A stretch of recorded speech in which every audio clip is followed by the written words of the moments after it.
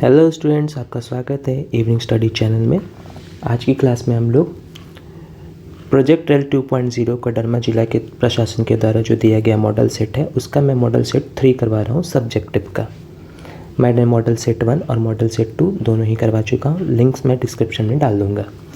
चलिए स्टार्ट करते हैं। सेक्शन ए जो कि 5 क्वेश्चन है, 2 मार्क्स ईच, 10 क्वेश्चन आपको ये देंगे। तो फर्स्ट क्वेश्चन है एफ एक्स इक्वल टू लिखा है 1 minus X square by 1 plus square. शो करना कि F tan theta equal to cos 2 theta आएगा। तो एफ एक्स आपको दिया हुआ है 1 minus X square by 1 plus X square. X की जगह आपको टेन थीटा डालना है, टेन थीटा, तो हो जाएगा 1 minus tan square theta by 1 plus tan square theta. ठीक है, तो ये तो सीधा फॉर्मूला होता है कॉस 2 थीटा का। कॉस 2 थीटा का ये फॉर्मूला होता है। तो F tan theta equal to क्या आ गया, कॉस 2 थीटा। यही आपको लाना था। 2 नंबर आपके हो गए। बढ़ते हैं नेक्स्ट क्वेश्चन की ओर। अगला क्वेश्चन है evaluate tan inverse 2 cos 2 sin inverse half. अच्छा क्वेश्चन है ये। तो देखिए क्वेश्चन में tan इनवर्स लिखा हुआ है 2 cos 2 sin इनवर्स हाफ। तो साइन इनवर्स हाफ का वैल्यू कितना होगा। देखिए साइन इनवर्स हाफ का वैल्यू कई लोग इस तरह से सॉल्व करते हैं। साइन इनवर्स है, हाफ को लिख देंगे साइन कितना, साइन में हाफ कब आता है 30 डिग्री में, यानी पाई बाई 6 आता है। और इसको आप लिख देंगे पाई बाई 6। साइन में साइन थीटा थीटा होता है। तो यही चीज़ आपको डायरेक्ट लिखना चाहिए। आप ऐसे सोचिए कि साइन में 1/2 कब आता है 30 डिग्री में आता है, तो पाई बाई 6 इसके जगह पे क्या लिख देना है, पाई बाई 6 लिख देना है। इक्वल टू हो जाएगा tan इनवर्स 2 cos 2 इंटू यहाँ पे हो जाएगा pi by 6। Sine inverse half का वैल्यू पाई बाई 6। 2 से 6 कट गया 3 बार में, तो बच गया tan इनवर्स 2 cos, यहाँ पे क्या बचेगा पाई बाई 3 बचेगा। cos पाई बाई 3 यानी cos 60 डिग्री। cos 60 का वैल्यू कितना होता है, cos 60 का वैल्यू हाफ होता है 2 इंटू 1/2। 2 यहाँ से कट जाएगा, तो बचेगा क्या tan इनवर्स 1। tan इनवर्स 1 और tan इनवर्स 1 का वैल्यू कितना आएगा पाई बाई 4। सीधा सीधी बात है, tan इनवर्स 1 मतलब tan में 1 कब आता है, पाई बाई 4 में आता है। तो tan इनवर्स 1 का वैल्यू हो जाएगा पाई बाई 4 आंसर। चलते हैं नेक्स्ट क्वेश्चन की ओर। अगला क्वेश्चन है find dy by dx if y equal to log x base 3। तो इस क्वेश्चन को बनाने से पहले आपको एक समझना होगा log का फॉर्मूला। तो देखिए log x बेस में दिया है 3। ठीक है, जब बेस कुछ नहीं होता है तो log में बेस में होता है e। ठीक है, तो इस log x का डिफरेंशिएशन तो 1/x होता है। ठीक है, लेकिन log x बेस 3 को हम लिख देंगे log x बाई log 3। ये फॉर्मूला log का होता है, आपको याद होना चाहिए। log x बाई log 3 होता है। तो यही मैं करने वाला हूँ यहाँ पे। y बराबर log x बेस में 3 एक कांस्टेंट वैल्यू दिया हुआ है, तो y इक्वल टू इसको log x बाई log 3 लिख सकते हैं। ठीक है, अब डिफरेंशिएट कर दीजिए विथ रिस्पेक्ट टू x। तो y का डिफरेंशिएशन हो जाएगा dy बाई dx।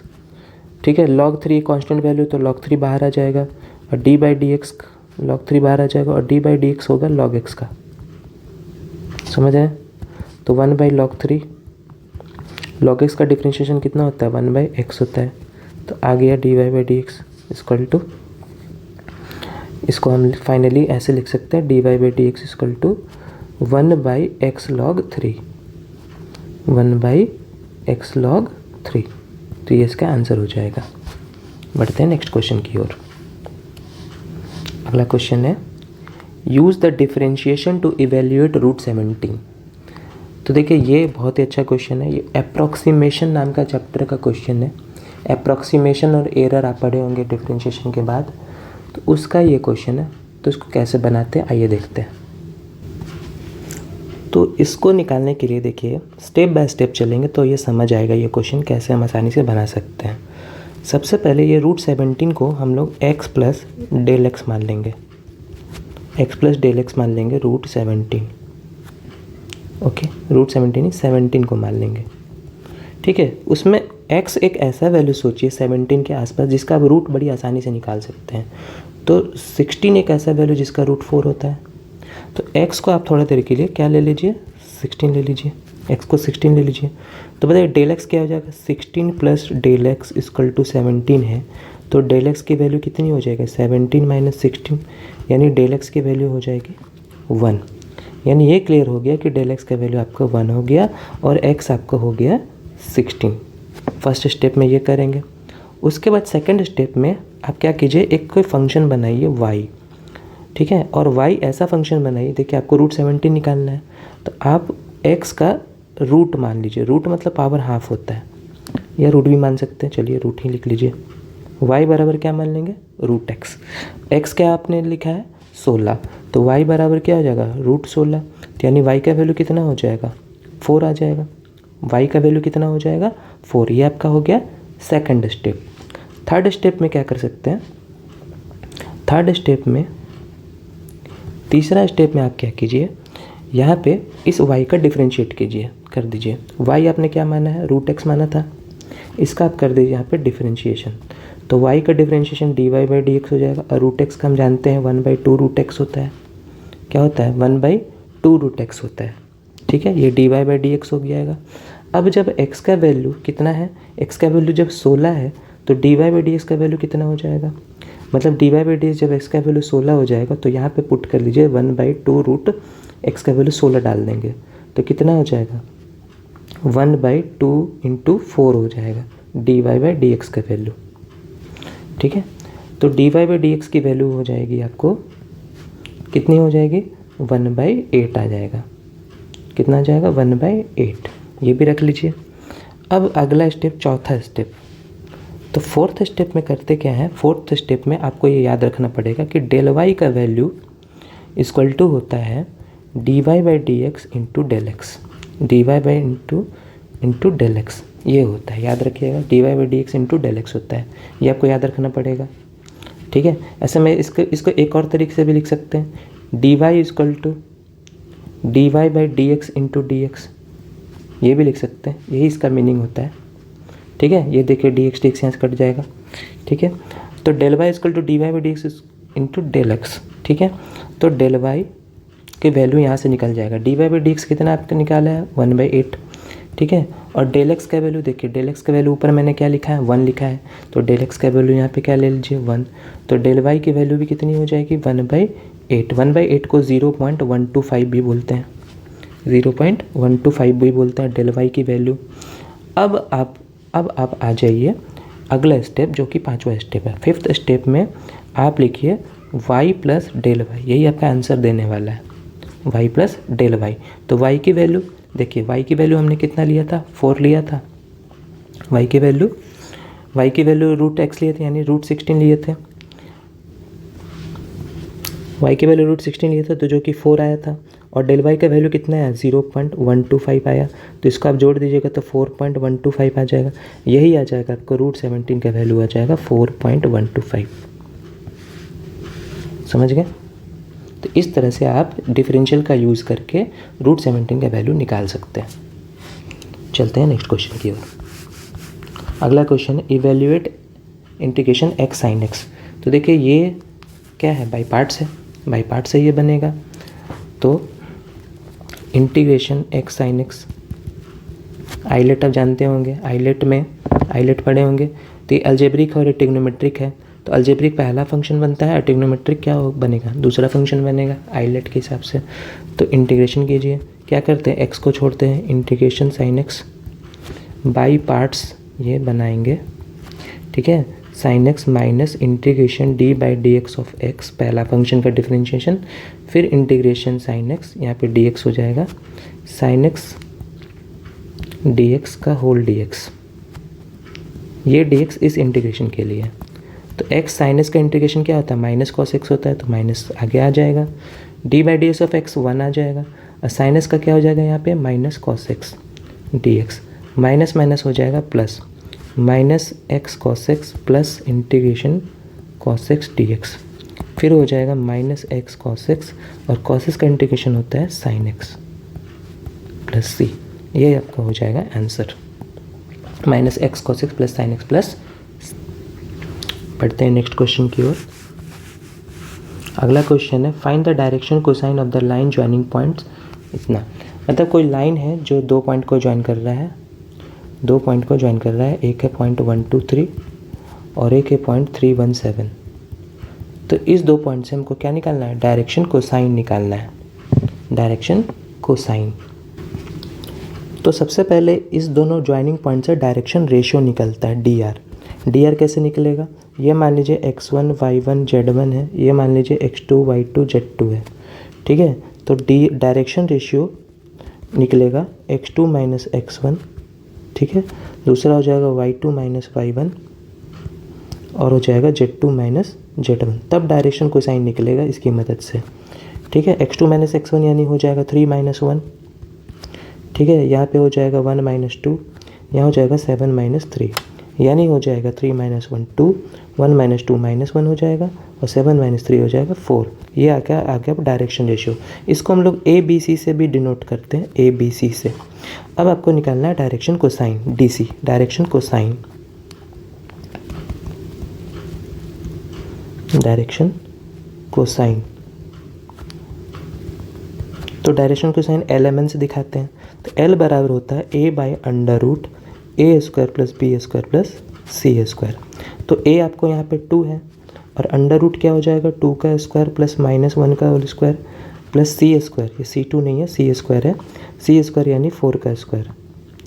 तो डेट इज़ आ जाएगा 2 बाई अंडर रूट, कितना हो जाएगा, ये हो जाएगा 4, ये हो जाएगा 16, 16 4 20 और 20 और 1 21, 21 हो जाएगा, ठीक है ना। 2 का स्क्वायर 4, 4 1 5 और 5 16 5 21। उस तरह m निकालेंगे, m बराबर हो जाएगा b by under root A square plus B square plus C square.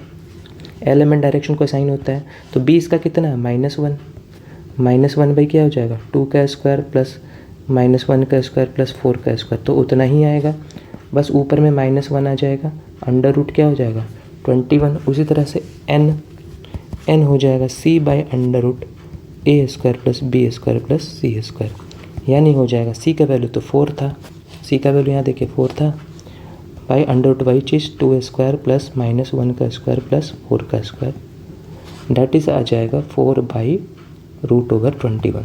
तो डायरेक्शन कोसाइन यही आपका हो जाएगा LMN, ठीक है, यही आपका क्या हो जाएगा, डायरेक्शन कोसाइन हो जाएगा, ठीक है। चलते हैं नेक्स्ट क्वेश्चन की ओर। अगला क्वेश्चन है, if PA equal to 1/4 PB equal to 1/3 PA union B 1/2, तो P इंटरसेक्शन B निकालना है।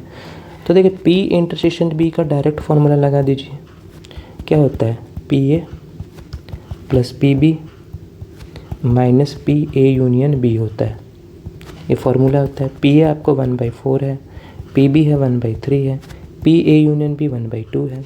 एलसीएम ले लीजिए, 4 3 2 का एलसीएम कितना हो जाएगा, 4 3 2 का एलसीएम हो जाएगा 12, 4 3 जा 12, 3 3 4 जा 12, 4 1 जा 4, 2 6 जा 12 6, 7 माइनस 6 1/12, यानी PA यूनियन B आ जाएगा 1/12। ओके, बढ़ते हैं नेक्स्ट क्वेश्चन की ओर। अगला क्वेश्चन है सेक्शन बी, जिसमें आपको आंसर एनी 5 क्वेश्चन करना है, 3 मार्क्स का है ईच क्वेश्चन। तो by using the property of determinant show that, इस डिटर्मिनेंट की वैल्यू आ जाएगी 5x + 4 x - 4 का होल स्क्वायर। तो इसको बनाने के लिए देखिए ये 2 प्रोडक्ट में दिया हुआ है, तो ये इंडिकेट कर रहा है कि इनमें से कोई एक तो ज़रूर इससे कॉमन आया है। तो देखिए क्या 5x + 4 हम कॉमन निकाल सकते हैं क्या, अगर हम कोई ऑपरेशन लगाएं तो देखिए 2 2 4x हो रहा है और एक x मिलके 5x हो रहा है, 5x + 4 आ रहा है। इधर भी देखिए 2x 3x और 3 2 5x + 4 आ रहा है। इसमें भी देखिए 2 2 4 और 1x 5x + 4, यानी इन तीनों रो को अगर हम एक रो में जोड़ दें तो ये 5x + 4 आ जाएगा। तो पहला क्लू यहीं से मिल रहा है, तो यहीं पे ऑपरेशन लगा दीजिए, R1 टेंस टू लगा दीजिए R1 + R2 + R3।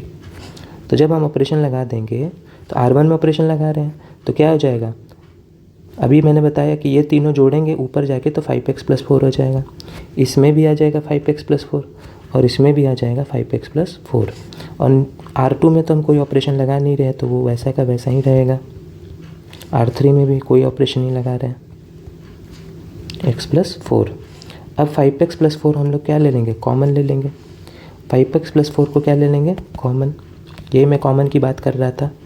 तो कॉमन जब ले लेंगे तो यहाँ पे क्या आ जाएगा 1 1 और 1 आएगा, यहाँ पे हो जाएगा 2x, यहाँ पे हो जाएगा x+4, यहाँ हो जाएगा 2x, यहाँ हो जाएगा 2x, 2x और x+4। तो जब 1 1 1 है तो मैंने क्या बताया था, 1 0 0 का हम लोग पैटर्न फॉलो करेंगे। तो 1 0 0 का कैसे होगा, ये 0 कैसे होगा, जब ये 1 को इसमें घटा देंगे तो 0 हो जाएगा, और ये 1 0 के जब इसको इससे घटाएंगे, इससे नहीं, सेकंड वाले से नहीं घटाते हैं, फर्स्ट वाले से घटाते हैं। तो C2 इसमें ऑपरेशन क्या लेगा, C2 tense to C2 minus C1, देख रहे हैं, कॉलम 2 को कॉलम 1 से घटा रहे हैं, और साथ ही साथ C3 टेंस टू लिख देंगे C3 माइनस C1, C3 को भी C1 से माइनस कर रहे हैं।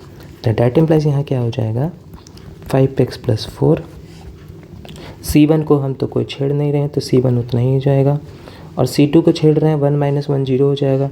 x+4 में 2x हटा दो तो क्या बचेगा, x+4 में 2x हटा दो तो -x+4 बचेगा, और 2x में 2x घटा दो 0। उस तरह C3 में C1 घटा रहे हैं 0, 2x में 2x घट गया 0, x+4 में 2x घटा देंगे तो -x+4 आ जाएगा। ठीक है, अब जब 1 0 0 का पैटर्न इसलिए करते हैं ताकि इसका रो और इससे रिलेटेड कॉलम ख़त्म हो जाए। तो यही आपको 4 चीज़ जो यहाँ पे दिख रहा है, यहाँ पे देखिए, यही 4 आपको बचेगा, ये शॉर्टकट होता है। ठीक है, तो यहाँ पे हो गया 5x+4, रो कॉलम हट जाएगा, 1 से रिलेटेड रो और 1 से रिलेटेड कॉलम हट जाएगा 1 0 0 पैटर्न आने के बाद। तो इसका डिटरमिनेंट कैसे सॉल्व हो जाएगा, मतलब मैं थोड़ा डिटेल लिख देता हूँ। फाइनली बचेगा आपको x+4 0 0 माइनस x+4, इस तरह से बचेगा। इसका डिटरमिनेंट सॉल्व करना है तो 5x+4 ये माइनस ये हो जाएगा, तो मतलब माइनस x+4 का क्या हो जाएगा यहाँ पे होल स्क्वायर, और -0 हो जाएगा। ठीक है, अब देखिए इसमें माइनस आंसर में थोड़ा सा उल्टा दिया है, आंसर आ चुका है, बस इसमें क्या कर लीजिए, इसमें माइनस कॉमन ले लो, माइनस को कॉमन ले लो इसमें, तो 4 माइनस क्या हो जाएगा, x-4 हो जाएगा। माइनस जब कॉमन ले लेंगे तो x-4 और उसका होल स्क्वायर। ठीक है, तो माइनस का स्क्वायर ऐसे भी पॉजिटिव हो जाता है, तो 5x+4 और यहाँ बचेगा x-4 का होल स्क्वायर। यही आपको लाना था आंसर। देखिए 5x+4 x-4 का whole square. Is that clear? चलते हैं नेक्स्ट क्वेश्चन की ओर। अगला क्वेश्चन है, test the continuity of the following function at point x = a। x = a पे कंटिन्यूटी चेक करना है इस क्वेश्चन में। तो किस पॉइंट पे आपको कंटिन्यूटी चेक करना है, वो है x = a पर। तो पहले f a निकाल लेंगे। तो f a के कहाँ दिख रहा है आपको, देखिए ये बोल रहा है कि x की वैल्यू 0 से बड़ा और इक्वल है और a से छोटा, यानी a तो नहीं है, तो ये तो f a पे फंक्शन बन नहीं रहा है। f a का फंक्शन ये बन रहा है, ये वाला, जो कि आएगा 2a। तो f a कितना आ गया, 2a आ गया। उसके बाद आप LHL निकाल लीजिए, लेफ्ट हैंड लिमिट। ठीक है, लेफ्ट हैंड लिमिट कैसे निकालते हैं, limit x tends to a minus होता है, और यहाँ पे fx लिखते हैं। तो limit x tends to a minus fx का जो कौन सा फंक्शन होगा, a माइनस मैंने a से लेफ्ट की ओर, a से छोटा, तो a से छोटा पे कौन फंक्शन होगा, ये वाला फंक्शन होगा। तो x² minus a² / x - a, और ये लिमिट का डायरेक्ट फार्मूला है। लिमिट का डायरेक्ट ये क्या है, फार्मूला है, जिसका फार्मूला क्या होता है, n a का n - 1, n a to the power n - 1। n कितना है यहाँ पे, 2 है, 2a का पावर 2 - 1, यानी कितना आ जाएगा, 2a आ जाएगा। तो LHL आपका आ गया 2a। उस तरह RHL निकालेंगे, RHL निकालेंगे तो लिमिट x टेंस टू क्या हो जाएगा, a+ हो जाएगा। fx a से राइट साइड की ओर, limit x tends to a+ लेंगे, तो a से बड़ा में कौन सा फंक्शन होगा, 2a ही होगा। a से बड़ा हुआ ना, तो a से बड़ा कौन सा फंक्शन, 2a दिख रहा है, तो यहाँ पे 2a हो जाएगा। x का वैल्यू a डालेंगे तो x तो है ही नहीं, तो इसका भी आंसर कितना हो गया, 2a आ गया। तो FA, LHL और RHL तीनों का वैल्यू इक्वल आ गया। LHL भी, LHL, RHL और FA तीनों इक्वल आ गए। हेंस हम कह सकते हैं कि fx is continuous at x = a पे। क्लियर? तो चलते हैं नेक्स्ट क्वेश्चन की ओर। देखिए ये फार्मूला होता है डायरेक्ट, ये एक फार्मूला होता है लिमिट में, x tends to a, x की पावर n माइनस ए की power n by X minus A, direct इसका होता है n a का पावर n माइनस 1 होता है। ठीक है, क्लास 11 में आपने पढ़ा होगा। चलते हैं नेक्स्ट क्वेश्चन की ओर। अगला question, evaluate integration sine x by sine x minus a. बहुत अच्छा क्वेश्चन है। देखिए इसको मैं क्या कर सकते हैं, इसमें साइन एक्स को आप क्या लिख सकते हैं, ऐसा लिख सकते हैं एक्स माइनस ए प्लस ए। अगर मैं ऐसा लिख दूँ तो कोई दिक्कत है? कोई दिक्कत नहीं है। ठीक है, डी एक्स। अब देखिए क्या करने वाला हूँ, यहाँ पे साइन एक्स माइनस ए को एक ग्रुप बना लेते हैं और प्लस ए इस तरह से। ठीक है, बाई क्या हो जाएगा, साइन एक्स माइनस ए। ठीक है, अब देखिए यहाँ फॉर्मूला बन रहा है साइन ए प्लस बी का, साइन ए प्लस बी का। तो साइन ए प्लस बी का फॉर्मूला क्या होता है, साइन ए into cos B plus cos ए इंटू साइन बी, ये होता है। ठीक है, तो वही हम लोग यहाँ अप्लाई करने वाले हैं। साइन ए यानी साइन एक्स माइनस ए इंटू कॉस बी यानी कॉस ए, बी का जगह ए है आपको। ठीक है, देखिए ये ए का जगह ले रहा है और ये बी का जगह ले रहा है। ठीक है, साइन ए into cos B plus cos ए इंटू साइन बी। ठीक है, और नीचे में क्या है, साइन एक्स माइनस ए है। ठीक है, यहाँ पे डी एक्स हो गया। अब क्या करेंगे, साइन एक्स माइनस ए, देखिए यहाँ दो टर्म आ रहा है, एक टर्म आपका ये वाला है और एक टर्म आपका ये वाला है। इन दोनों टर्म में साइन नीचे वाला जो साइन एक्स माइनस है उसको बांट देंगे, यानी हो जाएगा sine x minus A cos A by sine x minus A हो जाएगा प्लस। ठीक है, इंटीग्रेशन यहाँ अलग अलग इंटीग्रेट भी दे दीजिए बांट करके, cos x minus A sine A by sine x minus A. ठीक है, तो यहाँ से साइन और साइन वाला कट जाएगा, तो यहाँ पे कॉस से बाहर आ जाएगा इंटीग्रेशन करना और सिर्फ डी एक्स का इंटीग्रेशन होगा। यहाँ पे साइन ए बाहर आ जाएगा क्योंकि वो कांस्टेंट है, और कॉस बाई साइन क्या होता है, कॉट एक्स माइनस ए होता है, और यहाँ पे हो जाएगा डी एक्स, यहाँ डी एक्स छूट गया। ठीक है, अब बताइए कॉस ए, डी एक्स का इंटीग्रेशन क्या होता है, एक्स होता है, प्लस साइन ए, कॉट का इंटीग्रेशन क्या होता है, कॉट का log sine x, log sine x होता है, यानी एक्स माइनस ए हो जाएगा प्लस सी। यही आपका क्या आ जाएगा आंसर। इसको थोड़ा अच्छे से लिख सकते हैं, x cos A plus sign A log sign x minus A plus C, answer. तो इस तरह इसको आप इंटीग्रेट कर सकते हैं इस क्वेश्चन को। अच्छा क्वेश्चन था ये। चलते हैं नेक्स्ट क्वेश्चन की ओर। अगला क्वेश्चन, इवेल्युएट -5 से 5। तो देखिए एक प्रॉपर्टी है यहाँ पे, इस क्वेश्चन को बनाने के लिए एक प्रॉपर्टी मैं याद दिलाता हूँ आपको। जब भी -a से a F x T x रहेगा तो इसका दो आंसर हो सकता है। एक होगा 2 0 से a F x T x हो जाएगा। ठीक है, when F X is even function, जब एफ एक्स क्या होगा, इवन फंक्शन होगा। ठीक है, और ज़ीरो कब होगा, जब एफ एक्स क्या हो जाएगा, is odd function. F x जब ऑड फंक्शन होगा। अब इवन फंक्शन ऑड फंक्शन क्या होता है कि जब आप एफ माइनस एक्स लेके आ जाएं और आपको माइनस एफ एक्स आ जाए तो वो ऑड फंक्शन हो जाता है।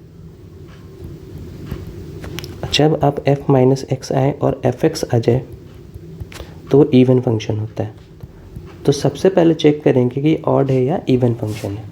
कौन, लॉग, ये जो फंक्शन है log 2 + x / 2 - x।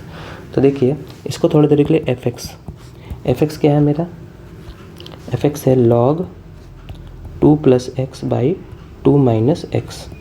ठीक है, तो जब हम f माइनस एक्स ले लेंगे, देखिए f माइनस एक्स ले लेंगे तो क्या हो जाएगा, log x के जगह माइनस एक्स आ जाएगा, और यहाँ 2 माइनस एक्स के जगह माइनस एक्स लेंगे तो माइनस माइनस प्लस हो जाएगा, 2 - x / 2 + x। तो एक बड़ा ही फॉर्मूला है कि log a / b रहता है ऐसे, तो इसको -log b / a भी लिख सकते हैं। उल्टा लिखना है तो नेगेटिव देना पड़ेगा, उल्टा लिखना है तो नेगेटिव देना पड़ेगा। ठीक है, तो ठीक से लिख देता हूँ मैं, -log b / a। तो देखिए ये उल्टा ही है, बस यहाँ पे नेगेटिव लगा दीजिए। उल्टा अगर हम कर देंगे तो 2 + x / 2 - x हो जाएगा, और यही मेरा एफ एक्स था। देखिए two plus x by two minus x को एफ एक्स लेके चले थे, ए एफ एक्स लिख सकते हैं। तो जब मैं एफ माइनस एक्स लेके चलूँ और माइनस एफ एक्स आ गया तो डिट इज़ क्या हो गया, ऑड फंक्शन हो गया। क्या हो गया, ऑड फंक्शन। और अभी मैंने बोला कि अगर ऑड फंक्शन होगा तो इसका इंटीग्रेशन क्या हो जाएगा, ज़ीरो। क्या हो जाएगा, ज़ीरो। यानी कि -5 से 5 log 2 plus x by 2 minus x D x का इंटीग्रेशन क्या आ जाएगा, ज़ीरो आ जाएगा।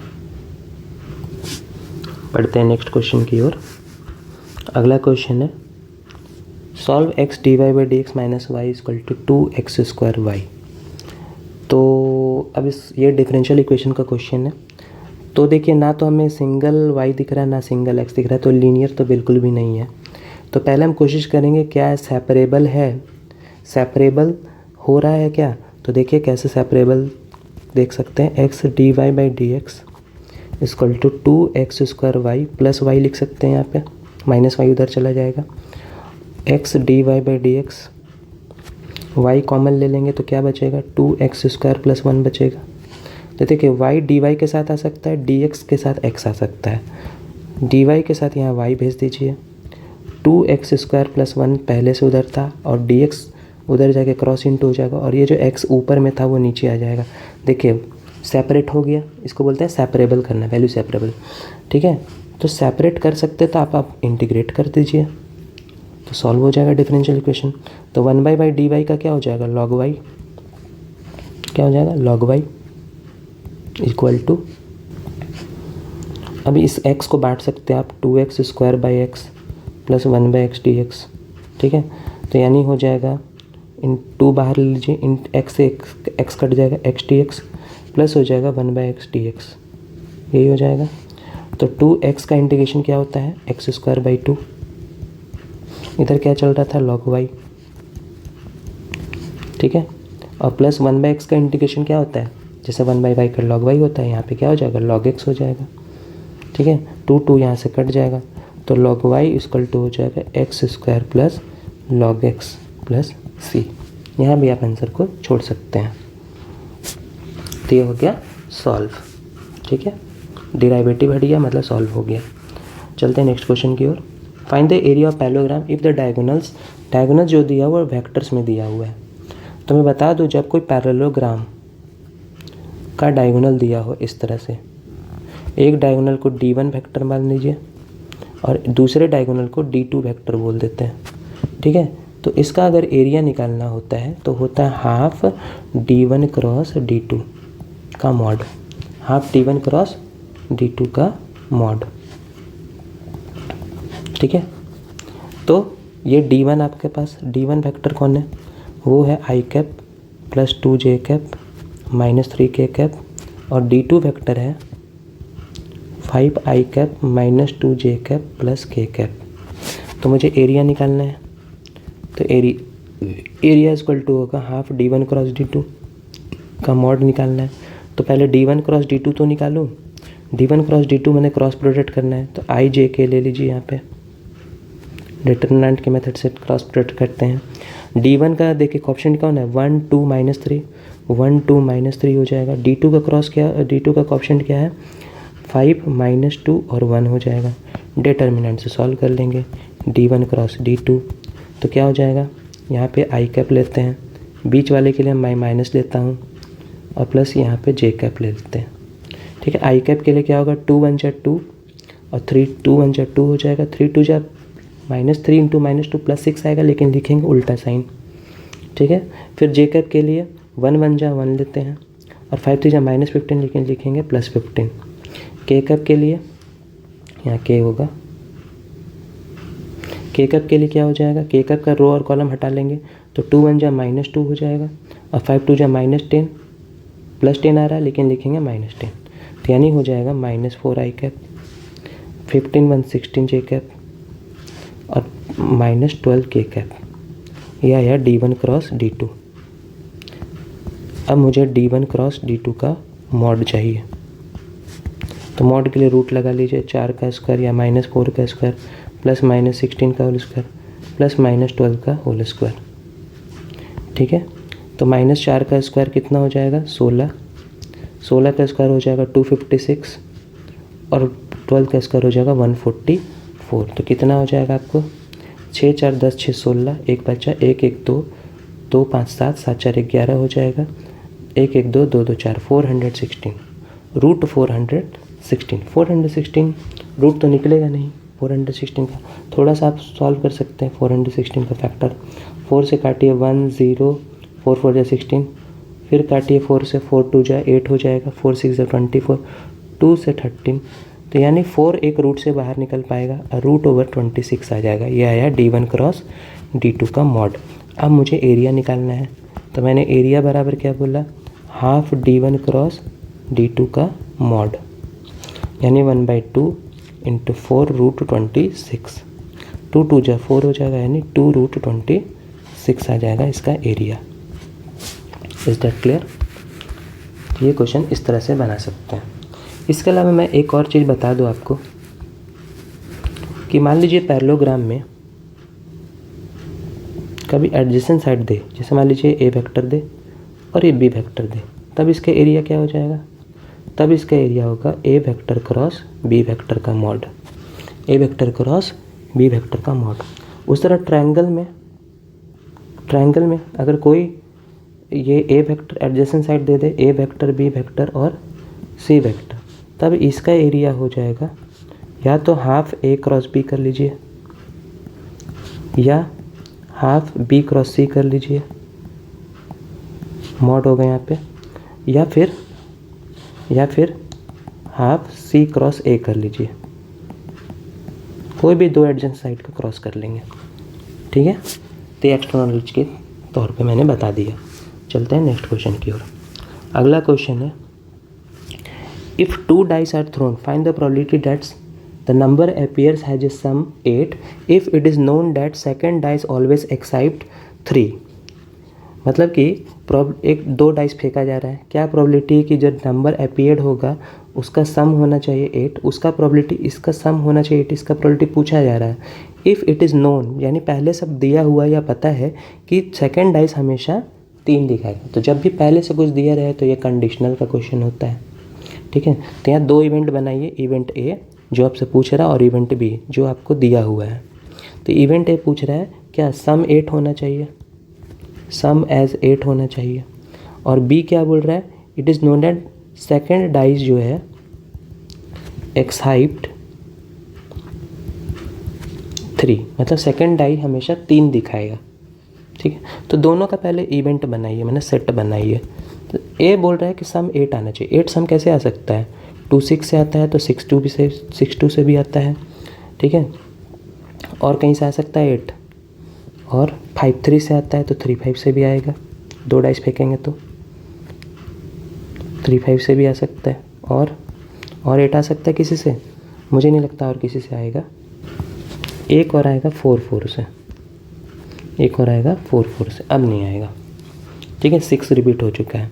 और बी का इवेंट क्या बनेगा, सेकंड डाइस हमेशा 3 दिखाना चाहिए, तो 1 3 2 3 3 3, सेकंड डाइस 3 आ रहा है इसमें भी, 4 3 5 3 6 3 आ रहा है। अब आपको निकालना पी ए बाई बी पूछ रहा है, पी ए बाई बी पूछा जा रहा है, मतलब ए की प्रोबेबिलिटी जब बी ऑलरेडी हो चुका है, बी हो चुका है, ए का पूछ रहा है, सम 8 आएगा इसका पूछा जा रहा है, जबकि सेकंड डाइस 3 दिखाएगा, ये हो चुका है। तो पी ए बाई बी का फॉर्मूला क्या होता है, P A intersection B by P B होता है। ठीक है, तो ए इंटरसेक्शन बी मतलब ए बी का कॉमन, तो ए बी में कॉमन क्या कौन आ रहा है, ए बी में कोई कॉमन है, ए बी में कॉमन आपका आ रहा है ओनली 5 3, ये वाला ये कॉमन है। तो ऐसा तो एक ही इवेंट है, और हम जानते हैं कि 2 डाइस फेंकते तो सैम्पल स्पेस 36 होता है। ठीक है, उस तरह पी बी कितना हो रहा है, 1 2 3 4 5 6, 6 बाई 36 हो जाएगा। 36 नहीं भी लिखते हैं तो मैं लिखता 1/6। ठीक है, समझ रहे हैं, 36 किस लिए, क्योंकि 2 डाइस फेंकते हैं तो सैम्पल स्पेस 36 होता है। 6 कहाँ से, पी बी मतलब बी इवेंट का प्रोबेबिलिटी, तो बी इवेंट में सेट की संख्या कितनी है, 1 2 3 4 5 6, 6 है, 6/36, यानी पी ए बाई बी का आंसर आ जाएगा 1/6। आंसर। उम्मीद है ये क्वेश्चन आपको बहुत अच्छे से समझ आया होगा। पढ़ते हैं नेक्स्ट क्वेश्चन की ओर। नेक्स्ट क्वेश्चन है सेक्शन सी, जिसमें आपको एनी 3 अटैम्प्ट करना है और हर क्वेश्चन के 5 मार्क्स हैं। ठीक है, तो 15 मार्क्स का ये सेक्शन है। इसमें आपको सॉल्व करना है मैट्रिक्स मेथड से ये सिस्टम ऑफ लीनियर इक्वेशन को आपको सॉल्व करना है। तो इस सिस्टम ऑफ लीनियर इक्वेशन को हम लोग कैसे लिखते हैं, इसका ऑप्शन दिख रहा है 1 to 1, इसको एक मैट्रिक्स में डाल देंगे 1 to 1 और x का वैल्यू 1 है, y नहीं है तो 0, y नहीं है तो 0 और z में 3 हो जाएगा। इसमें देखिए x का ऑप्शन 2 है, y का ऑप्शन -3 है और z का ऑप्शन यहाँ पे क्या है 0। दूसरा मैट्रिक्स यहाँ पे x y z लिखते हैं और इक्वल टू तीसरा मैट्रिक्स यहाँ लिखते हैं 7 11 और 1। तो ऐसा क्यों लिखते हैं, क्योंकि जब हम इसको प्रोडक्ट करेंगे, जब हम इन दोनों को प्रोडक्ट करेंगे तो यही वाला सिस्टम ऑफ लीनियर इक्वेशन बन जाएगा। आप प्रोडक्ट करके देख सकते हैं। इसलिए जब हम उल्टा प्रोसेस ये लिख सकते हैं हम लोग, जब इस दोनों को प्रोडक्ट करके ये आएगा तो इसको हम लोग ऐसे भी लिख सकते हैं। ठीक है, अब देखिए यहाँ पर इस मैट्रिसेस को हम लोग A नाम से डिनोट कर देते हैं।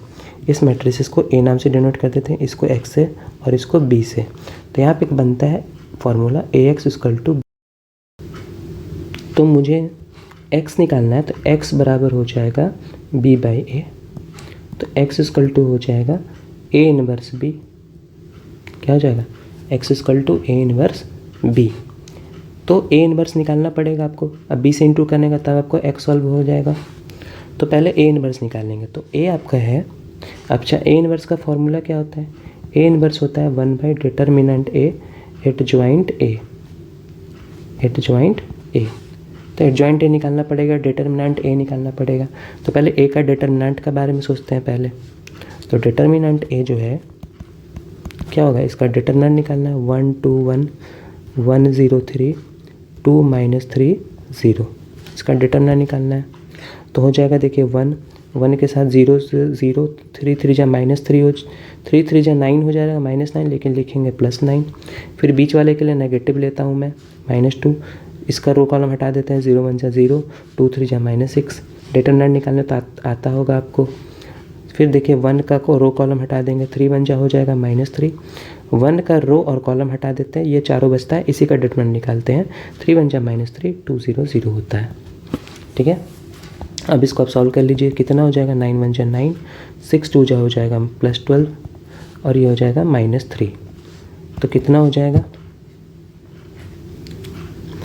12 8 20 21, 21 में से 3 गया तो कितना हो जाएगा 18। यानी डिटर्मिनेंट A आपको निकला 18। डिटर्मिनेंट A निकला 18। ठीक है, अब आपको एडजॉइंट A निकालना है। उसके लिए कोफैक्टर्स बनाना पड़ता है। क्या बनाना पड़ता है, कोफैक्टर्स। तो बार बार मुझे इसकी ज़रूरत पड़ेगी, इसलिए मैं इसको यहाँ पे कर लेता हूँ कॉपी।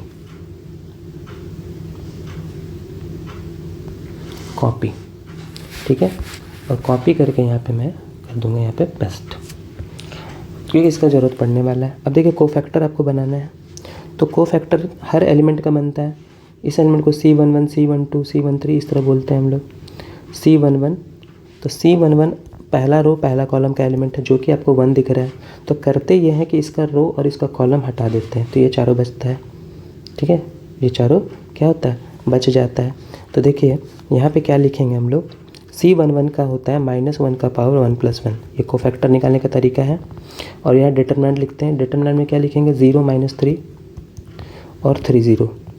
ठीक है, अब इसको सॉल्व कर लीजिए। -1 का पावर 1 + 1 2 हो जाएगा, यानी -1 का पावर 1 पॉजिटिव 1 आएगा, इसलिए मैं सिर्फ पॉजिटिव लिख रहा हूँ।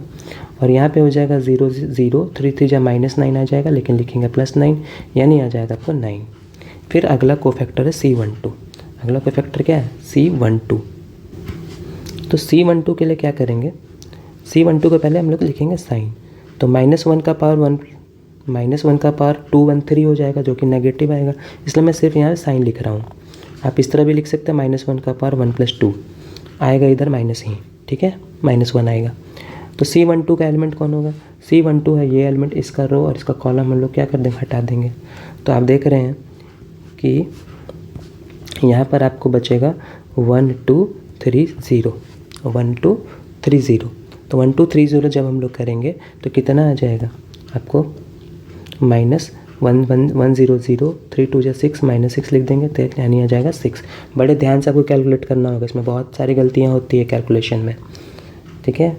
कहीं प्लस माइनस का भी एक जगह भी गलत हो जाएगा तो आपका आंसर क्या हो जाएगा, रॉन्ग आ जाएगा, ठीक है।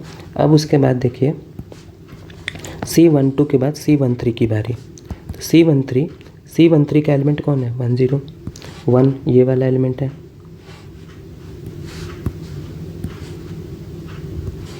ये वाला एलिमेंट, इसका रो और इसका कॉलम क्या कर देंगे, हटा देंगे। तो आपको देखिए क्या आ जाएगा, C13 का साइन हो जाएगा पॉजिटिव, तो हो जाएगा 1 2 0 -3, दैट इज़ हो जाएगा आपको +3 बन जाए -3, 0 2 सा 0 हो जाएगा -0, यानी हो जाएगा आपको -3। क्या हो जाएगा, -3। अगला देखिए C21 की बारी। अगला हो जाएगा C21 के लिए देखिए C21 का एलिमेंट कौन है, ये वाला। इसका रो और इसका कॉलम हम लोग क्या कर देंगे, हटा देंगे। तो क्या एलिमेंट बचेगा आपको, C21 का साइन हो जाएगा 2 1 ऑड होता है, 2 और 1 जोड़ेंगे तो 3 आएगा, ऑड आएगा इसलिए नेगेटिव हो जाएगा। इसका हो जाएगा 2 -3 1 0, तो हो जाएगा आपको -2 0 0 -3 +3 लिख देंगे, 3 1 जा -3 आ रहा, +3 लिख देंगे तो आ जाएगा आपका -3। क्या आ जाएगा, -3। फिर C22 की बारी। C22 का साइन होगा पॉजिटिव। 22 एलिमेंट कौन है, 22 एलिमेंट है, 22 एलिमेंट है आपको ये वाला 0। तो इसका रो और इसका कॉलम हटा लेंगे, ठीक है। तो आपको बचेगा 1 2 1 0, यानी हो जाएगा पॉजिटिव, 0 1 जा 0 -2, यानी आ जाएगा आपको -2, ठीक है। C22 के बाद C23 का बारी। C23 का साइन हो जाएगा नेगेटिव। C23 थोड़ा इमेजिन कीजिए, ये 3 वाला क्या हो जाएगा, कौन वाला हो जाएगा, ये 3 वाला। इसका रो कॉलम हटा देंगे तो 1 2 2 -3 हो जाएगा, दैट इज़ हो जाएगा नेगेटिव। 3 बन जाए हो जाएगा -3 और -4 कितना हो जाएगा, -7, लेकिन लिखेंगे क्या, +7 आ जाएगा, ठीक है। C23 के बाद अब अगला एलिमेंट है C31, C32 और C33, ये तीनों आपको निकालना है, ठीक है। तो C31 एलिमेंट कौन है, C31 एलिमेंट है, इसका रो और इसका कॉलम हटा लेंगे, यही 31 एलिमेंट है। तो आपको क्या हो जाएगा, यहाँ पे हो जाएगा C31 का साइन हो जाएगा पॉजिटिव। 3 1 4 आ रहा, इवन आ रहा तो पॉजिटिव, 3 2 ऑड आ रहा है तो नेगेटिव, 3 3 आ रहा पॉजिटिव, समझ रहे हैं, ठीक है। 3 1 का हो जाएगा 2 0 1 3, 3 2 का हो जाएगा 3 2 का, अगर 3 2 की बारी, 3 2 का एलिमेंट होगा ये, इसका कॉलम इसका रो हटा लेंगे तो डेट इज़ हो जाएगा आपको 1 1 1 3। उसी तरह से C33 का 33 एलिमेंट का हो जाएगा आपको ये 0 एलिमेंट, ये इसका रो कॉलम हटा लेंगे तो डेट इज़ हो जाएगा 1 1 2 0। बस आपको सॉल्व करना है। प्लस कितना हो जाएगा, 3 2 या 6 -0, यानी आ जाएगा 6। इसका हो जाएगा साइन नेगेटिव, 3 1 जा 3 1 1 जा 1, 3 में से 1 गया तो 2 -2 हो जाएगा। इसका हो जाएगा पॉजिटिव 1 0 0 -2, यानी आ जाएगा आपको -2, ठीक है। इस तरह करेंगे तो कभी आपको गलती नहीं होगा, नहीं तो इसमें गलतियाँ काफ़ी सारी होती हैं, आप आंसर तक पहुँच नहीं पाते हैं। अब देखिए अब आपको लिखना है एडजॉइंट। तो एडजॉइंट ए जो लिखना है वो हो जाएगा, जो आपने बनाया है कोफैक्टर उसका एक मैट्रिक्स बना लीजिए, उसका क्या कर दीजिए, ट्रांसपोज। तो जो मैंने कोफैक्टर बनाया था वो देखिए क्या है, C11 से स्टार्ट करेंगे तो देखिए क्या है, 9 6 -3, तो लिख देंगे 9 6 -3, और फिर इसके बाद 2 1 2 2 2 3 -3 -2 7 -3 -2 7, और लास्ट हो जाएगा 6 -2 2। अब इसका क्या करना है, ट्रांसपोज करना है। तो ट्रांसपोज जब हम लोग कर देंगे तो इसका रो कॉलम बन जाएगा, कॉलम क्या बन जाएगा, रो बन जाएगा। 9 -3 6, कॉलम पकड़ लिए रो बना दिए, सेकंड कॉलम पकड़ लिए रो बना दिए, थर्ड कॉलम पकड़ लिए रो बना दिए, ठीक है। अब आपको निकालना है, क्या मैंने लिखा था, x बराबर लिखा था A 1b लिखा था। अच्छा A 1 तो मैंने निकाला ही नहीं, तो ए इनवर्स क्या हो जाएगा, 1/डिटर्मिनेंट ए एडजॉइंट ए, एडजॉइंट ए, ठीक है। तो 1/डिटर्मिनेंट ए कितना निकला था, 18 आया था, और एडजॉइंट ए कितना है, 9 - 3 6 6 - 2 - 3 7 2। तो यहाँ देखिए, यहाँ इंटू नहीं करेंगे, 18 से अभी इंटू करके कोई फ़ायदा नहीं है, फ्रैक्शन आ जाएगा, इसलिए अभी बाहर ही रहने देंगे। अब देखिए मैंने लिखा था x बराबर लिखा था ए इनवर्स बी, तो x मेरा आया था XYZ था।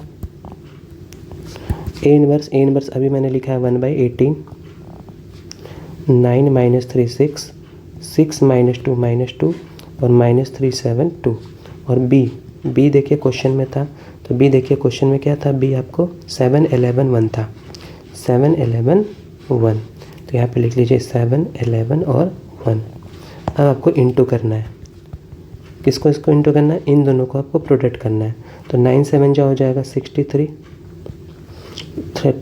3 × 11 हो जाएगा -33, और 6 × 1 हो जाएगा +6। ऐसे इंटू करते हैं, करस्पॉन्डिंग एलिमेंट्स को इंटू करके ऐड कर देते हैं। इसका करस्पॉन्डिंग ये है, इसका करस्पॉन्डिंग ये है, इसका करस्पॉन्डिंग ये है।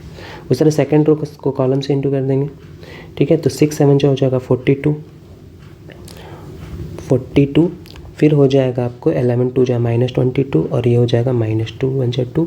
फिर थर्ड रो और थर्ड कॉलम को इंटू करेंगे तो आ जाएगा -21, फिर आ जाएगा +77, फिर आ जाएगा -2, ठीक है। अब आपको इसको सॉल्व कर लीजिए 1/18, तो ये आपका एलिमेंट बचेगा 36, ठीक है।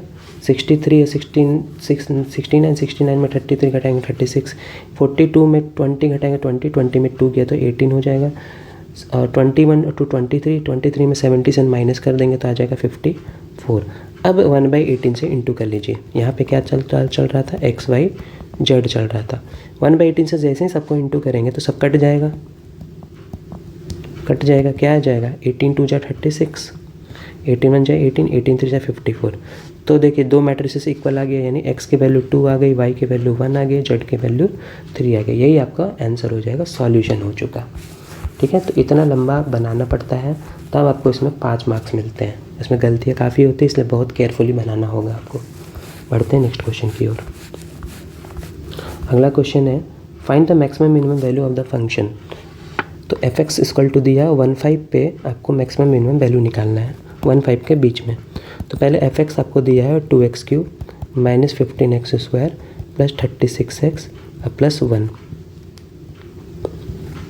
तो f' निकालिए, मैंने डिफरेंशिएशन कर दीजिए, 2 × हो जाएगा 3x² -15 × 2x हो जाएगा, प्लस हो जाएगा 36, और 1 का हो जाएगा 0, ठीक है। लगे हाथ f'' भी निकालिए, higher order derivative test use करते हैं। तो यहाँ पे 6 ऑलरेडी है, और इसका हो जाएगा 2x, 15 2 जा 30 ऑलरेडी है, और x का हो जाएगा 1, और इसका हो जाएगा 0, यानी f'' थोड़ा अच्छा से लिख लेंगे तो हो जाएगा 12x -30 + 0, 0 हटा दीजिए। अब क्रिटिकल पॉइंट के लिए, फॉर क्रिटिकल पॉइंट जिस पे मैक्सिमम मिनिमम मिलेगा, उसके लिए क्या करते हैं हम लोग, f' को 0 ले लेते हैं, f' को 0। तो f' क्या निकला था, 6x² -30x और +36 = 0। 6 कॉमन ले लीजिए, x² -5x +6 = 0। तो कॉमन उधर चला जाएगा तो 0 हो जाएगा, x² -5x +6 = 0। तो ये क्वाड्रेटिक इक्वेशन है, इसको सॉल्व कर लीजिए। जब इसको आप सॉल्व करेंगे तो x - 3 और x - 2 आ जाएगा = 0। तो x की वैल्यू आ जाएगी यहाँ से 3 और x की वैल्यू आ जाएगी 2। ये क्रिटिकल पॉइंट है। याद कीजिए यहाँ पे इंटरवल बोला था 1 से 5, इंटरवल क्या बोला था, 1 से 5 के बीच में। तो 1 से 5 के बीच में 2 3 भी आ रहा है, यानी कि आपका कुल मिला के 4 पॉइंट है, 1, और ये क्लोज इंटरवल है तो 1 और 5 भी इंक्लूड है, तो 1 2 3 5, यही x का वैल्यू पे आपको चेक करना है कि कब मैक्सिमम और कब मिनिमम। तो देखते हैं वैल्यू भी निकालना है क्या, मैक्सिमम मिनिमम वैल्यू भी निकालना है। तो सभी पॉइंट्स पे चेक करेंगे। f''x, पहले f''x लिख लीजिए। f''x क्या था, हमारा आया था 12x -30 आया था, 12x -30 आया था। तो f'' पहले 1 पे निकालेंगे तो हो जाएगा 12 × 1 - 30, यानी हो जाएगा 12 - 30, यानी हो जाएगा -18, ठीक है, जो कि <0 है। यानी fx is minimum sorry maximum, F X is maximum at X equal to 1, local maximum बोलते हैं इसको, लोकल मैक्सिमम। ठीक है, तो एक्स इक्वल टू 1 पे अब मुझे वैल्यू निकालना है। क्या निकालना है? वैल्यू। तो एफ एक्स में f1 डाल देंगे। एफ एक्स मेरा क्या था? एफ एक्स का क्वेश्चन था 2x³ minus 15x² plus 36x plus 1, 2x³ लिख लेता हूँ।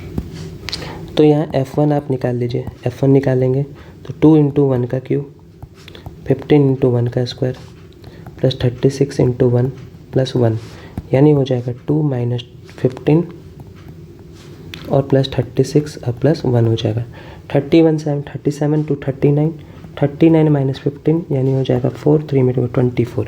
ये आपको हो गया वैल्यू।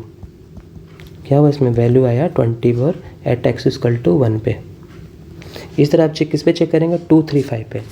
तो देखिए वीडियो काफ़ी लंबा हो जाएगा, तो आप लोग 2, 3, 5 पे चेक कीजिए, मैं आपके लिए छोड़ता हूँ। अगर देखिए लेस देन 0 आ रहा है तो ये मैक्सिमम हो जाएगा, और अगर ग्रेटर देन 0 आ रहा है तो ये मिनिमम आ जाएगा।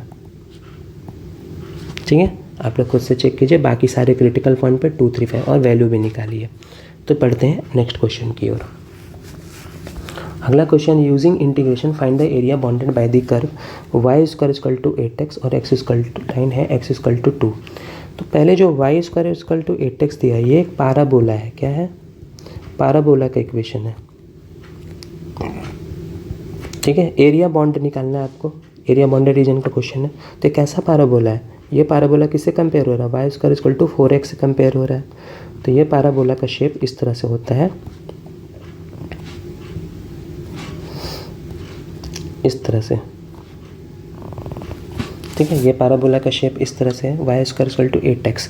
तो देखिए इसको कंपेयर करेंगे y square equal to 4ax से, तो 4a का वैल्यू 8 आ रहा है, तो a का वैल्यू कितना हो जाएगा? 8/4, 4 2 जाए 8, a का वैल्यू कितना हो जाएगा? 2।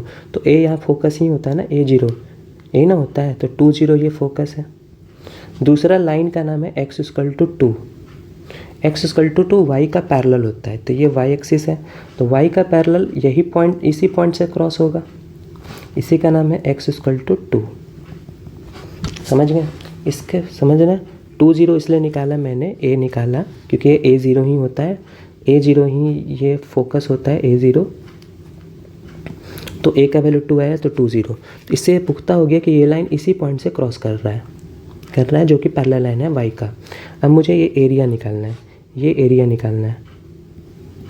ठीक है, तो इस एरिया पे हम लोग क्या ले लेंगे? एक स्ट्राइप ले लेंगे। यहाँ पे हम लोग क्या ले लेंगे? एक स्ट्रिप ले लेंगे। ठीक है, ये स्ट्रिप ले लेंगे। अब ये स्ट्रिप जो है इस देखिए इसका अगर हाफ का वैल्यू निकाल के 2 से इंटू कर दे तो पूरा पाराबोला का एरिया मिल जाएगा। ठीक है, तो ये स्ट्रिप का ये y से y dx हो जाएगा। ठीक है, क्योंकि ये स्ट्रिप का किस कर्व को टच कर रहा है? पाराबोला का कर्व को टच कर रहा है, तो पाराबोला से हम लोग y निकाल लेंगे, तो एरिया आ जाएगा इंटीग्रेशन, लिमिट कहाँ से कहाँ तक? 0 से 2, 0 से 2। मेरा पूरा एरिया 0 से 2 के बीच में है, तो 0 से 2 और y dx लिख लेंगे। यही एरिया का आंसर फॉर्मूला होता है। y कहाँ से निकालेंगे? तो y हम लोग पाराबोला से निकालेंगे, तो y square equal to 8x है, क्योंकि पाराबोला क्यों टच कर रहा है ना ये स्ट्रिप, तो y बराबर हो जाएगा √8x। √8x मतलब हो जाएगा 2√2√x, है ना, तो यही y हो जाएगा। तो लिखिए एरिया इक्वल टू 0 से 2, 2√2 इंटू √x dx। तो 2√2 तो आ जाएगा आपको बाहर, 0 से 2 √x dx का इंटीग्रेशन करना पड़ेगा। तो √x dx का इंटीग्रेशन क्या होता है? √x का होता है 2/3 x की पावर 3/2, और लिमिट हो जाएगा 0 से 2 एरिया। और चूँकि मैंने यहाँ पे छूट गया है, 2 से इंटू भी करना पड़ेगा, 2 से क्या करना पड़ेगा? इंटू, क्योंकि यहाँ पे 2 एरिया निकालना है, एक ऊपर वाला एक नीचे वाला, इसलिए मैं एक का निकाल के 2 से क्या कर दूंगा? इंटू कर दूंगा। तो 2 2 जाए आ जाएगा 4√2 हो जाएगा। ठीक है, अब एरिया आ जाएगा 4 2 जाए 8/3√2। ठीक है, अब एक बार upper limit minus lower limit, upper limit जैसे ही 2 डालेंगे 2 का पावर 3/2 माइनस एक बार अपर लिमिट 0 का पावर 3/2 0 हो जाएगा, यानी आ जाएगा 8/√3, 8/3√2। 2^3/2 को हम क्या लिख सकते हैं, 2^3/2 अभी लिख लीजिए यहाँ पे, इस तरह आएगा। तो 8/3√2, 2^√3/2 को √2 × 2 लिख सकते हैं, √2 × 2। तो √2 हो जाएगा, 2 × 4 हो जाएगा, 4 8 हो जाएगा, 4 8 32/3। तो एरिया कितना आ जाएगा, 32/3 आंसर। ठीक है, इस तरह आप निकाल सकते हैं। बढ़ते नेक्स्ट क्वेश्चन की ओर। तो देखिए इसमें foot perpendicular from the point on the line, foot perpendicular निकालना है इस पॉइंट का उस लाइन पे। तो देखिए इसमें क्या बोल रहा है कि ये मान लीजिए कोई लाइन है, ठीक है, और उस पर एक परपेंडिकुलर एक लाइन है, ठीक है। अब यहाँ पर एक पॉइंट ले लेते हैं P, ठीक है, इसका नाम है 3, -1 और 5, ठीक है, और ये लाइन का नाम है x + 1/4, y - 2/1 और z - 1/2। तो ये मुझे फुट परपेंडिकुलर यानी ये पॉइंट पूछ रहा है, और ये दूरी भी निकाल सकते हैं कि ये मान लीजिए पॉइंट है Q, तो PQ की दूरी भी निकाल सकते हैं, ठीक है। तो पहले मुझे Q पॉइंट फाइंड आउट करना है। मैं बता दूँ ये 90 डिग्री है, ठीक है। तो पहले मैं लाइन से स्टार्ट करूँगा। जो लाइन दिया हुआ है x + 1/4, y - 2/1 और z - 1/2, इसको हम लोग कोई लैम्डा के इक्वल मान लेंगे, लैम्डा या k भी मान सकते हैं। तो सब लैम्डा के इक्वल है, x + 1/4 भी लैम्डा के इक्वल है, y - 2/1 भी लैम्डा के इक्वल है, z - 1/2 भी लैम्डा के इक्वल है। यहाँ से x निकालेंगे तो आएगा 4 लैम्डा -1, यहाँ से y निकालेंगे लैम्डा + 2 आएगा, यहाँ से z निकालेंगे, कॉमा है ये अलग अलग है, z बराबर हो जाएगा 2 लैम्डा + 1। तो ये x y z का वैल्यू आ रहा है। तो ये एक्चुअली बेसिकली ये एक पॉइंट देता है इस लाइन पर, पॉइंट देता है इस लाइन पर, ये लाइन पे। तो वो पॉइंट को हम Q ही मान लेंगे, लेट मान लेंगे, Q बी द पॉइंट, यही मान लेंगे। क्या हो जाएगा, Q का कोऑर्डिनेट हो जाएगा 4 लैम्डा -1, लैम्डा + 2, 2 लैम्डा + 1। समझ गए? यानी ये जो मैंने x y z का वैल्यू निकाला, ये डिफ़ॉल्ट इस लाइन पे कहीं भी वो पॉइंट हो सकता है, तो मैं उस पॉइंट को Q ही मान लूँगा। यानी Q पॉइंट हो जाएगा 4 लैम्डा -1, फिर लैम्डा + 2 और 2 लैम्डा + 1, ठीक है। ये मैं Q पॉइंट मान लूँगा। अब ये लैम्डा कैसे सॉल्व होगा, तो हम जानते हैं कि इसका डायरेक्शन रेशियो और इसका डायरेक्शन रेशियो का प्रोडक्ट। तो पहले मैं PQ का डायरेक्शन रेशियो निकालूंगा। प्रोडक्ट क्या होता है, A1 A2 B1 B2 C1 C2 condition पढ़े होंगे, = 0 होता है, ये ना कंडीशन होता है। Product A1 A2 + B1 B2 + C1 C2 = क्या होता है, 0। ये परपेंडिकुलर का केस है। अब A1 A2 क्या है, A1 B1 C1 एक लाइन का डायरेक्शन रेशियो, और A2 B2 C2 ये देखिए 4 1 2 A2 B2 C2 बनेगा। तो पहले मैं PQ का डायरेक्शन रेशियो लिखूंगा। तो P पॉइंट आपका क्या था, P पॉइंट था 3 - 1 5 था, 3 - 1 5 था, और Q पॉइंट दिख रहा है आपको। तो मैं पहले लिखूंगा डायरेक्शन रेशियो ऑफ PQ। तो कैसे निकालते हैं, दोनों का घटा दीजिए, 4 लैम्डा -1 में -3 घटा दीजिए, दूसरा लैम्डा + 2 में -1 घटा देंगे तो +1 आ जाएगा, तीसरा 2 लैम्डा + 1 में 5 घटा दीजिए। यानी डायरेक्शन रेशियो PQ हो जाएगा 4 लैम्डा -4, लैम्डा + 3 और 2 लैम्डा -4। ये आएगा PQ का डायरेक्शन रेशियो। इसी को हम बोल देंगे A1 B1 C1, ठीक है। और डायरेक्शन रेशियो ऑफ लाइन, जो आपको लाइन नीचे दिया हुआ, उसका डायरेक्शन रेशियो कौन होता है, ये देखिए 4 1 2 दिख रहा है ना नीचे में, 4 1 2, यही डायरेक्शन रेशियो हो जाएगा 4 1 2। इसी को हम बोलेंगे A2 B2 और C2। समझ रहे हैं, A2 B2 और C2। तो परपेंडिकुलर देखिए ये लाइन, ये PQ जो है ये AB लाइन मान लीजिए लाइन है, PQ AB पे क्या है, परपेंडिकुलर है। PQ जो है वो AB पे क्या है, परपेंडिकुलर है। तो परपेंडिकुलर केस लगा देंगे। परपेंडिकुलर केस ये होता है कि A1 A2 + B1 B2 + C1 C2 = क्या होता है, 0 होता है, ठीक है। तो A1 A2 मतलब हो जाएगा, मतलब 4 लैम्डा -4 से इंटू हो जाएगा 4, प्लस लैम्डा + 3 से इंटू हो जाएगा, आपको 1 दिख रहा है ना, B2 1 हो जाएगा, ठीक है, प्लस C1 C2 यानी 2 लैम्डा माइनस 4 से इंटू हो जाएगा 2 इक्वल टू क्या हो जाएगा 0। इसको सॉल्व कर लीजिए तो डेट इम्प्लाइज हो जाएगा यहाँ पे 4 हो जाएगा 16 लैम्डा माइनस 16 हो जाएगा प्लस लैम्डा प्लस 3 हो जाएगा प्लस 2 2 जा 4 लैम्डा माइनस 8 हो जाएगा इक्वल टू 0। तो 16 लैम्डा 17 लैम्डा 20 और 21 लैम्डा और यहाँ हो जाएगा 16 24 में 3 गया तो माइनस 21 इक्वल टू 0। तो 21 लैम्डा इक्वल टू हो जाएगा 21 लैम्डा का वैल्यू आ जाएगा 1। ठीक है, लैम्डा आ गया यानी क्यू पॉइंट आ गया। क्यू पॉइंट क्या था?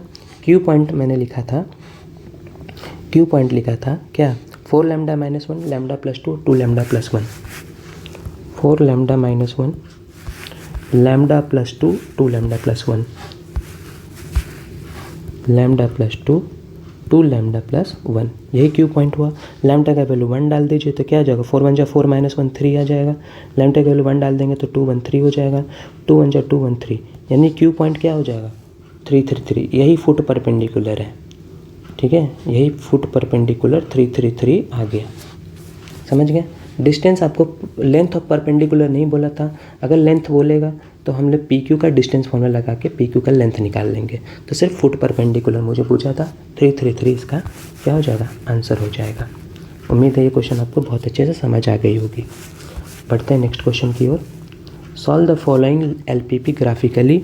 मैक्सिमाइज पे ये LPP सॉल्व करना है, सब्जेक्ट टू कांस्टेंट ये कंडीशंस दिया हुआ है। तो देखिए क्या करेंगे इसमें, सबसे पहले थोड़ा देर के लिए x प्लस वाई को इक्वल टू 2 मान लीजिए, x प्लस 3y को इक्वल टू 3 मान लीजिए और x equal to 0 y equal to 0 तो है ही एक्सिस का इक्वेशन।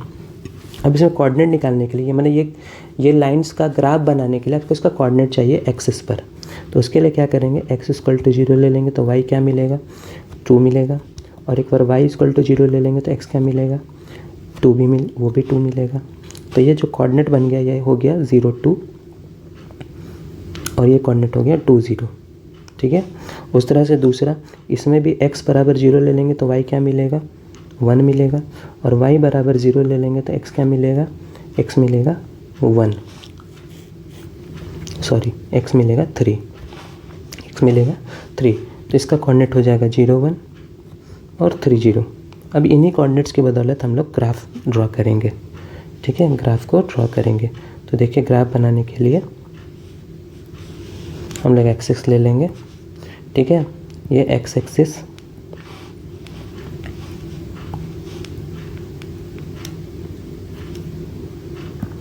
ये एक्स एक्सिस हम लोग ले लेंगे इसको और इसको वाई एक्सिस ले लेंगे। अब एक्स पे देखिए 0 2 0 3 मतलब 0 2 3 लिया हुआ है तो 0 2 और 3 ले लेंगे। वाई एक्सिस पे क्या लिया हुआ है 0 2 1 0 मतलब 1 और 2 इतना ही लिया हुआ है 1 और 2 लिया हुआ है। अब देखिए पहला है 0 2 पॉइंट 0 2 पॉइंट कौन होता है ये वाला होता है 0 2। दूसरा क्या है 2 0 2 0 कौन पॉइंट होता है ये 0 होता है 2 0। इससे एक लाइन क्रॉस करेगा ऐसे। ठीक है, इस लाइन का नाम क्या हो जाएगा तो देखिए ये पहला वाला लाइन था ना, क्या लिख देंगे इसको x plus Y greater than equal to 2। दूसरा देखिए दूसरा पॉइंट है 0 1 जो कि ये पॉइंट है 0 1 और 3 0 ये पॉइंट है। ठीक है, तो दूसरा इस लाइन इससे पास होगा। देखिए थोड़ा अच्छा से यहाँ पे ड्रॉ करना ज़रूरी है। ये लाइन पास होगा। ठीक है, तो ये लाइन का नाम क्या था x plus 3y greater than equal to 3। अब क्या करते हैं बॉन्ड एरिया करने के लिए क्या करते हैं ओरिजिन को सेटिस्फाई करते हैं। क्या देखते हैं ये लाइन ओरिजिन को सेटिस्फाई कर रहा है कि नहीं। तो ओरिजिन मतलब ये x का वैल्यू 0 y का वैल्यू 0 हो गया। क्या 0 2 से बड़ा होता है 0 2 से बड़ा होता है बिल्कुल 0 2 से बड़ा होता है क्या नहीं 0 2 से बड़ा नहीं होता है। यानी ये लाइन ओरिजिन को सेटिस्फाई नहीं करेगा, ओरिजिन से क्या हटेगा दूर। फिर इसमें देखिए इसमें भी 0 क्या 0 3 से बड़ा होता है क्या नहीं होता, 0 is not greater than equal to 3।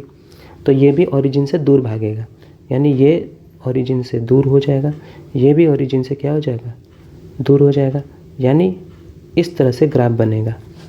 ठीक है, तो यानी आपका जो एरिया आएगा वो आएगा आपको ये वाला। देखिए ये वाला एरिया आएगा, समझ रहे हैं। ठीक है, थोड़ा सा यहाँ पे ज़्यादा यहाँ पे गिजमिज हो गया। तो मैं इसको सुधारता हूँ।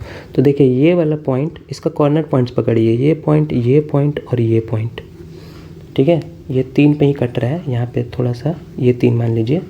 तो दो पॉइंट तो पता है, ये मान लीजिए ए, ये मान लीजिए बी और इसको मान लीजिए सी। तो ए पॉइंट तो आपको पता है कि 0 2 है, बी पॉइंट तो आपको पता है कि 3 0 है, सी पॉइंट पता नहीं है। सी पॉइंट कैसे मिलेगा? तो सी पॉइंट इन दोनों लाइन का सॉल्यूशन से मिलेगा। ये दो जो लाइन मैंने लिखा है इसको सॉल्यूशन करके सी पॉइंट मिलेगा। तो दोनों लाइन का नाम है x + y = 2 और दूसरा का नाम है x + 3y = 3। x सेम है, डायरेक्ट माइनस कर दीजिए, कट जाएगा, यहाँ पे -2y हो जाएगा और यहाँ -1 हो जाएगा। तो y का वैल्यू आ जाएगा 1/2, तो y आ गया 1/2। और x निकालने के लिए क्या कर सकते हैं, x + 1/2 = 2, तो x = हो जाएगा 2 - 1/2, तो x = हो जाएगा 2 2 = 4 - 1 3/2, यानी x आ जाएगा 3/2। ABC पॉइंट मिल गया। अब आपको वैल्यू निकालना है कि मैक्सिमम मिन मतलब मैक्सिमम कितना देगा, ठीक है। तो इसके लिए देखिए क्या करेंगे, यहाँ पे हम लोग टेबल बना लेंगे,